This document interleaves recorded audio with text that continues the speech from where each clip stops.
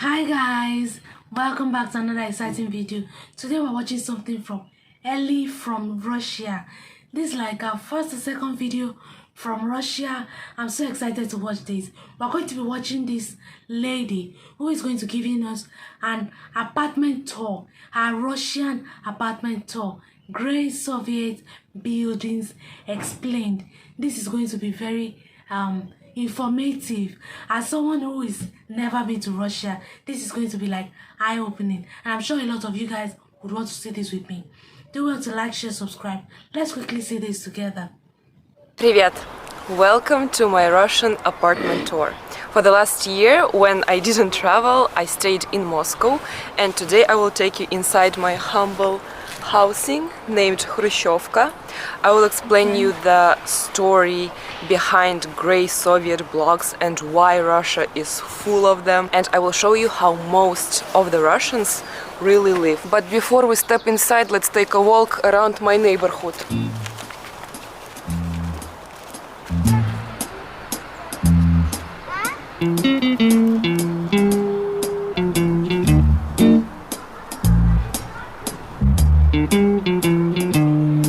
Not all parts of Moscow are impressive like the Red Square. In fact, there are many neighborhoods like mine, characterized by typical Soviet-era residential buildings. By the way, all these buildings have their own story, from when they were built to their unique features. Almost every Soviet leader tried to solve the housing issue. That's why these buildings are named after the leaders that built them: Stalinka, Khrushchevka, Brezhnevka, and Putinka. Wait, Putinka is actually a vodka brand.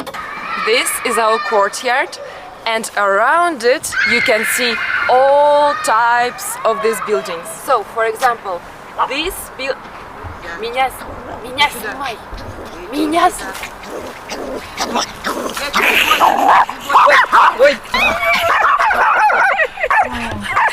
Let's start with this one.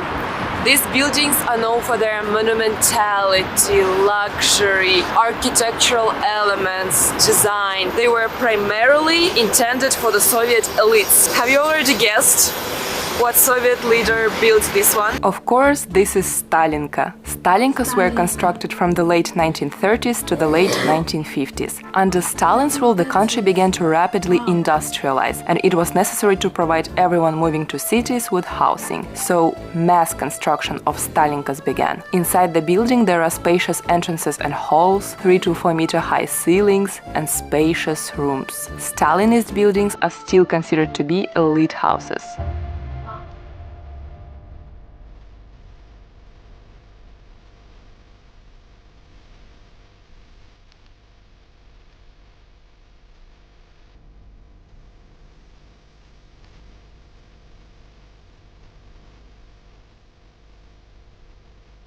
Khrushchevkas, on the other hand, were the answer to the housing crisis following the World War II, when it was necessary to rebuild the country. The grey blocks were rapidly constructed mainly from the late 1950s up to 1980s, offering a fast and economical solution to the shortage of housing. So, unlike Stalinkas, they were very compact and cheap and simple to build. Alright, let's go inside my Khrushchevka.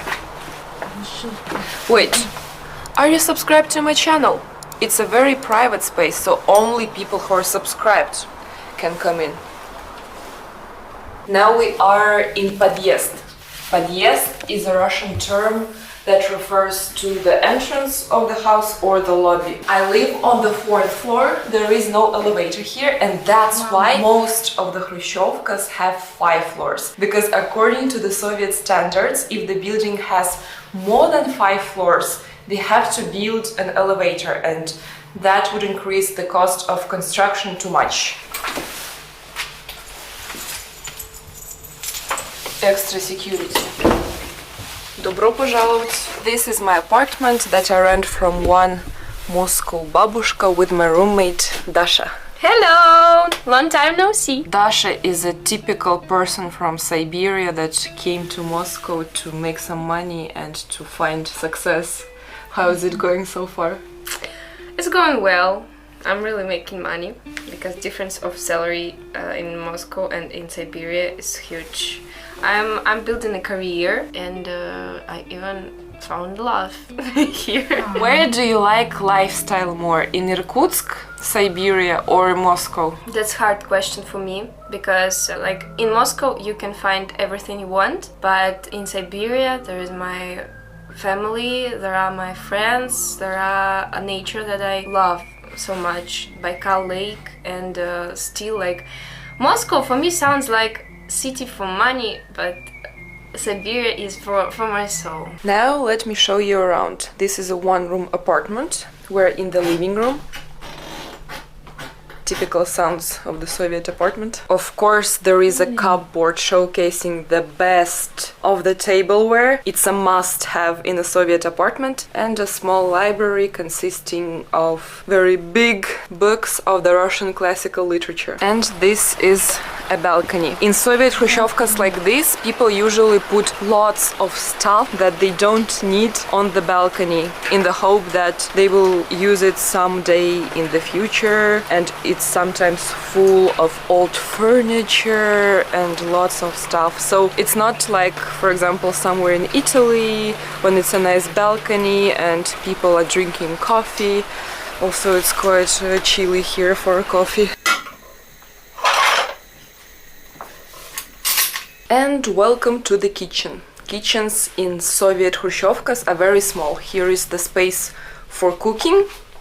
Here is the space for eating. And don't pay attention to this, we are trying to recycle. Khrushchevkas are very compact. They had to be built very fast, and initially they were meant as temporary housing solutions. Authorities plan to replace them with more comfortable houses in the future after the rise of the Soviet Union and communism. That's why they were small and built with minimal costs for building materials due to shortages in the post-war Soviet Union. Это научные сотрудники Института жилища. Они заботятся о вас, женщины. Несколько шагов за водой, несколько шагов за солью. От плиты к плите складываются километры.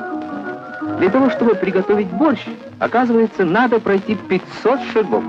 Ученые хотят избавить вас от лишних движений и размещают оборудование кухни более рационально. And in all Khrushchevkas there is such windows between a kitchen and a bathroom. You probably wonder why do we need it? Of course, a Soviet person was always under surveillance of the Communist Party, and they always need to check what media you are reading, what newspapers you are reading. Even in the bathroom, the big brother is always watching you. What else is here? Actually, I never paid attention to this, but now I see that there is this door, and I have no idea where it leads.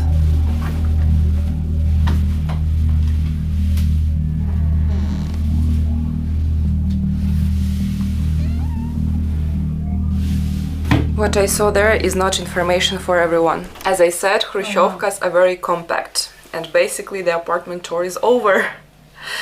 Khrushchevkas, just like this one, were built all over the country until 1960s to provide as many citizens with an apartment as possible, and many families were very happy to receive apartments like this and not to live in a communal housing, to have their own bathroom, to own their own apartment. And from mid-1960s it was when Brezhnev came in power, and he decided to build an improved version of Khrushchevkas, Brezhnevkas. The population started to complain about the Khrushchev buildings because of small areas, small kitchen, thin wall, lack of elevators. So Brezhnevkas had larger kitchens, trash chutes, elevators, as they usually had up to 16 floors, and apartments overall were wider compared to Khrushchevkas. Such buildings were built until the end of the 1990s.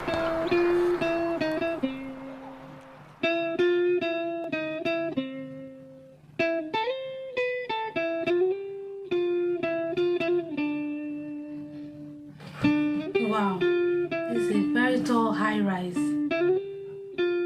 There's so many of them.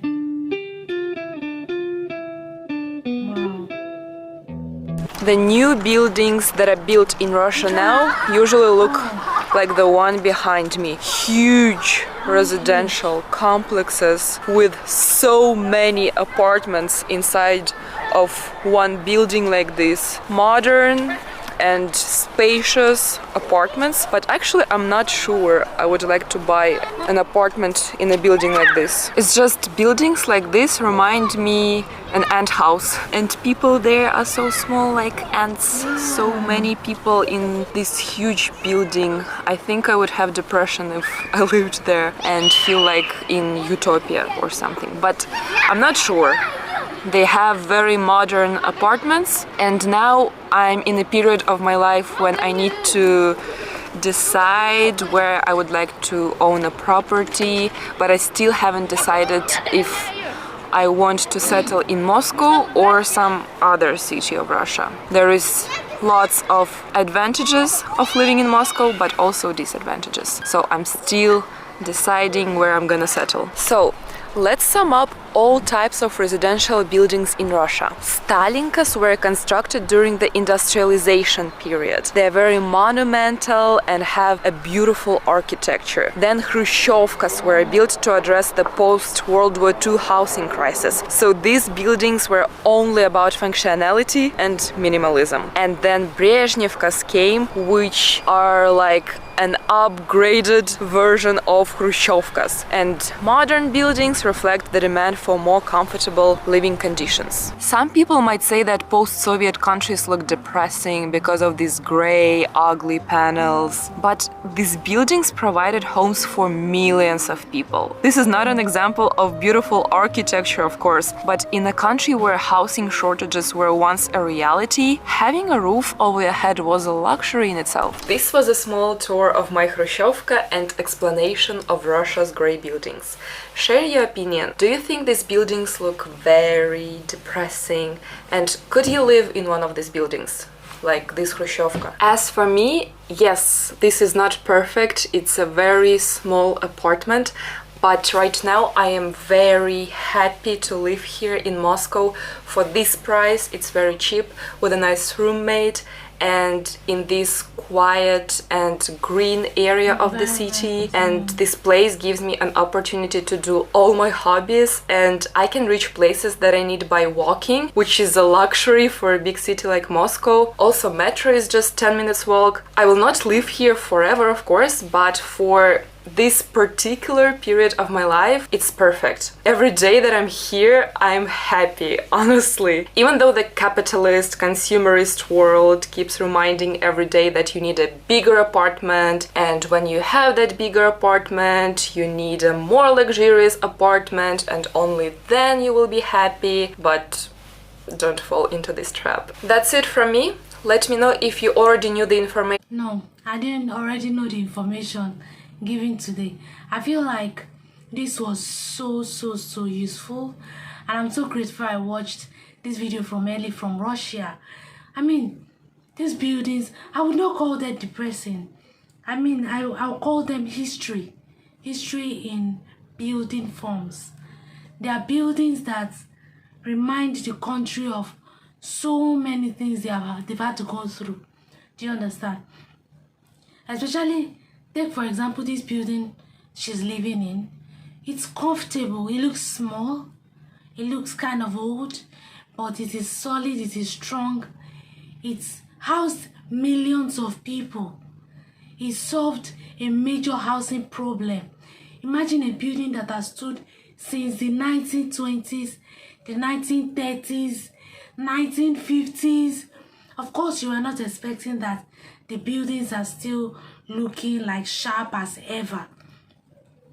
They will look like time will tell on those buildings. But one thing I would take out of this video is the fact that these buildings are monumental structures.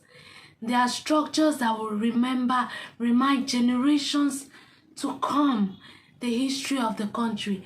And I think that itself is beautiful. That itself is amazing. It's amazing. And we can see the upgrade version. I mean, that's really tall one. I don't think I can ever live in it. I personally have a phobia for heights.